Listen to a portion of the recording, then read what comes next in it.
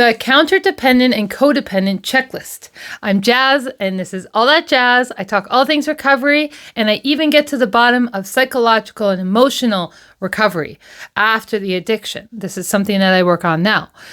The counter-dependent and the codependent make the perfect pair. They attract each other, especially if someone's really codependent, like in love with that alcoholic, in love with that addict, in love with that person that isn't going to change. They want to fix it. And then that counter-dependent, the caretaker, the codependent comes in. Well, the counter-dependent doesn't have feelings, doesn't have needs, doesn't want help. That is Mr. Tough Guy, Mr. I'm all good. So the perfect match, if you're heavy-sided with codependency and the other person's heavy-sided with counter-dependence.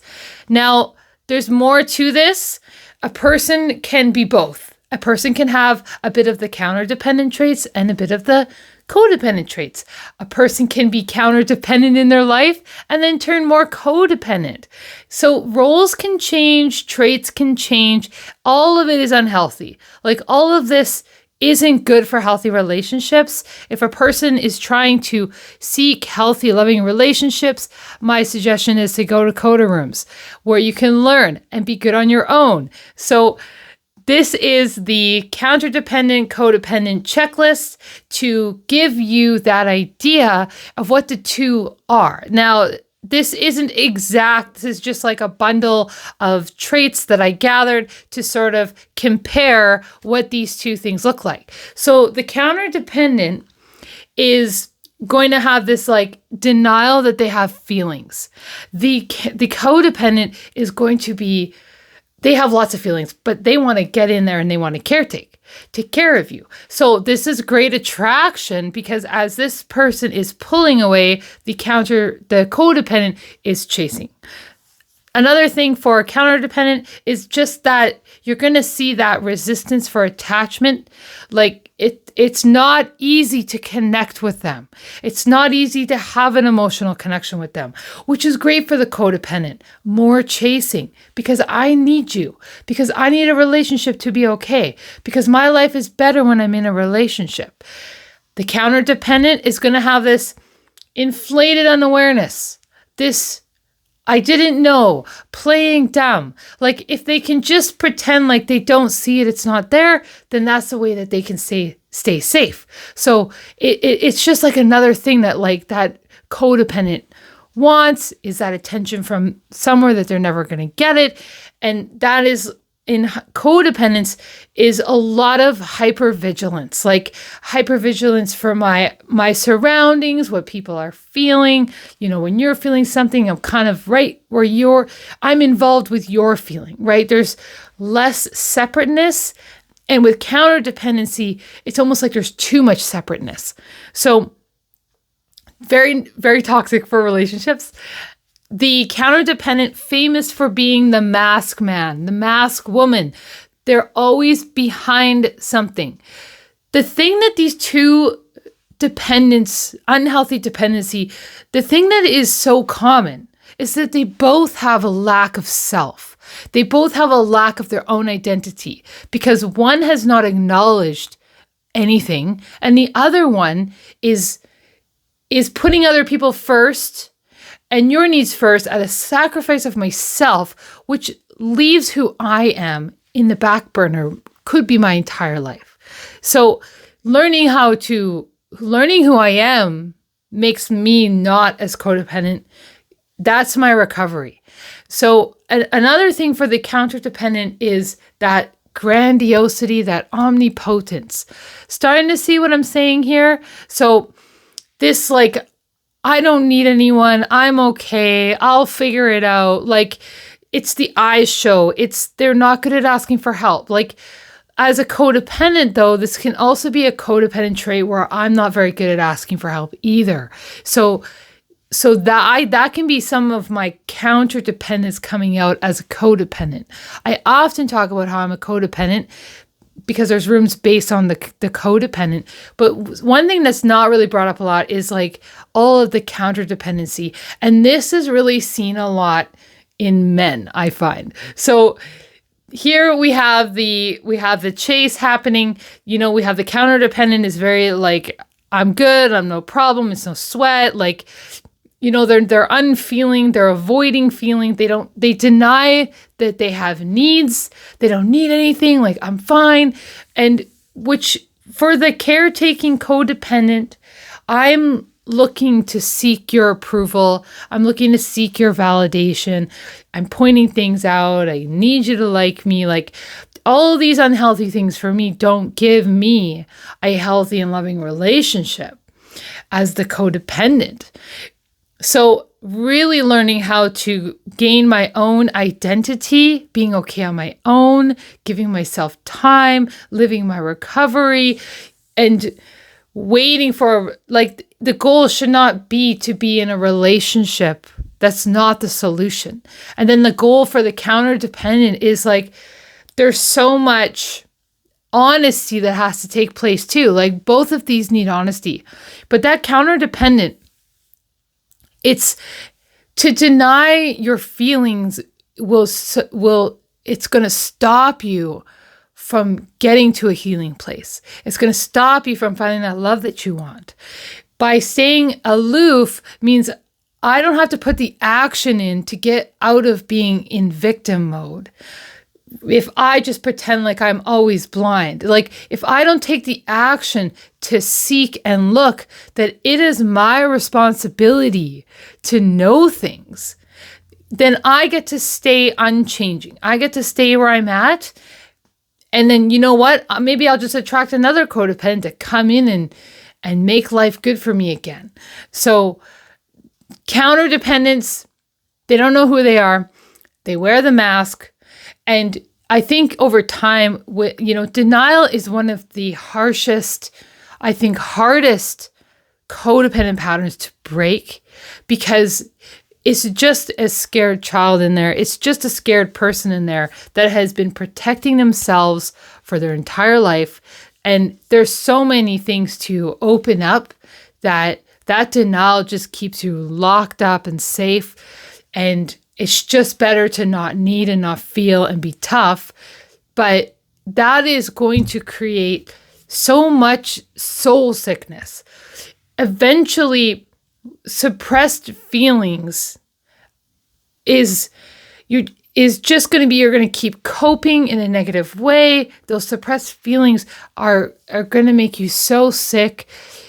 You don't get unsick by suppressing, you just get more sick, and it keeps you away from living that life that you could live.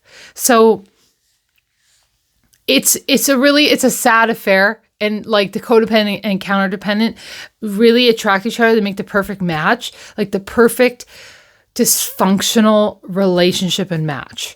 And so what has to happen is, like, basically, as a codependent, is not getting to a place of like some really good self-fulfillment. And then the counter dependent has to kind of like start acknowledging that they are a human, and they do have self, and they do have to take steps and accountability. So like there's kind of like that lack of, I'm not like that, it doesn't apply to me. Like that double standard will be there with that counter dependent. And that's just completely wrong. Like, people have needs and have feelings, and there is a block there that's in your way that you are not letting move. And it's usually because of fear of rejection, fear of abandonment. Like, it's not good stuff. But the thing is, like, by slowly trying to break those walls down, really slowly trying to get honest, and you can start feeling on your own. It doesn't need to be with an audience, but to get feeling, to get honest, to get being who you are everywhere, instead of being the mask that you want for that person to be accepted, right? So much self-work and self-love here. So this is just that checklist for the counter-dependent and the codependent. And I can have both. Remember, I can have both things. I can even switch the roles over time. So I'll just say them off one more time. So the counter dependent's going to have that denial of their feelings. I'm fine all the time. The codependent is a super caretaker. Like I have had to work on this. It is like an addiction to not caretake. Like I find that when I say something or cancel something, I want to reach through the phone and caretake the person on the other side. Like, oh, will you be okay? Well, I'm really sorry. And I'm trying to take it all back like it's my fault. I just have to get to a place where I cancel something and don't say anything after. The other thing is that counter dependent's going to have that refusal for attachment. It's just going to be so hard to get to them. Codependence, there's that neediness. Counter is the aloofness. The codependent will be hypervigilant. Like when people are hypervigilant, you can feel that energy in the air. Like they're looking at you, they're checking you. You know, it's like, I'm okay. I'm my own person. You're your own person.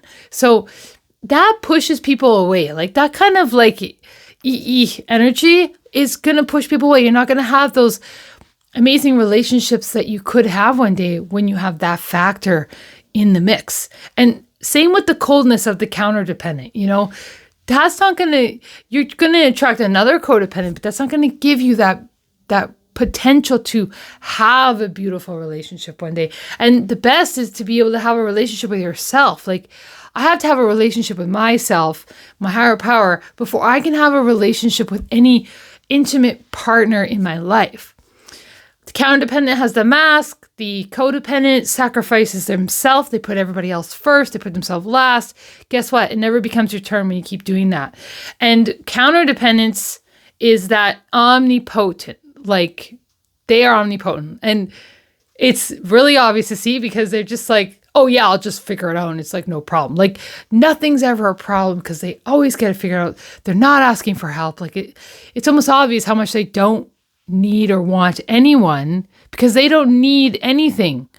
And the counter dependent, it's often that like checking of needing that approval, seeking that approval, that extra fill from the outside.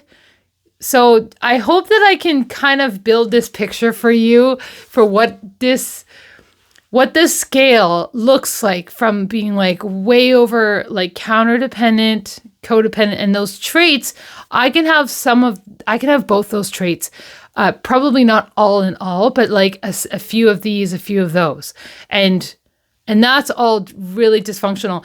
And until I start fixing that stuff, like with really taking accountability for what I put out in the world in every single human transaction, then do I change. Like until I start taking that responsibility in my recovery to really do that, then I attract the same thing. Like I have to start being different in every way possible from being that codependent or counter dependent if I want something different.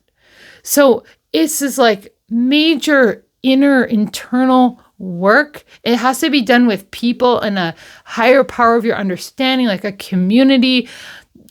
I need to be in the herd. I need to be with people and feeling and healing because it's scary to feel when you've never felt before. It's scary to put yourself first when you've never put yourself first.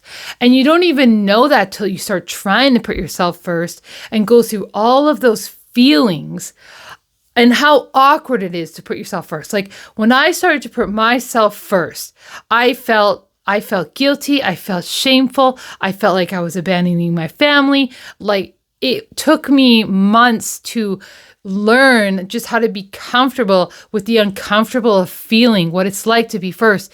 And then over time, after stopping a behavior, over time away from that starting point, then did I start to see and feel that my family was still okay when I put myself first. That I got to achieve having a nice and great, fulfilling life as well. But for some reason, I believed putting everybody else first means one day I'm going to get put first. I only get put first if I start to choose to put myself first in many small situations in my life. And I get many chances in my day, and I work with my higher power on that. So I believe that recovery is for all. I believe that change is possible. It just takes one decision after the other, one day at a time, and that consistency, that going to meetings, really working at recovery. Meeting goers get recovery. It is possible. So these things, like, if I want to see a different world outside of myself, I need to really change that inner world inside, and that outer world will follow. I am open to what the world is going to give me when I start loving and being open for myself. So that is the relationship that I have to work on with myself, is treating myself better, making better decisions, and really becoming knowledgeable and aware of what these patterns and traits are, because it's all self-defeating. It's a surviving life. My life is meant to be lived. I am meant to be the person I am supposed to be. And the greatest thing is that I am the gift. Like, my higher power made me a certain way, and I am the gift to myself that I get to be. So when I'm in my own truth, being who I am, that is the great gift, because there's nobody out there like me. So this is like higher power wants you to be that gift that he made. It's already you. It's already there. So this is just like, these are ways to, like, break down these traits bit by bit and make yourself available for a greater, better life. Is possible for you. So that's my checklist on counter-dependent versus codependent and what that looks like. So now you really know. So thanks for being here, guys. I love you, and I'll see you at the next one. Okay, bye.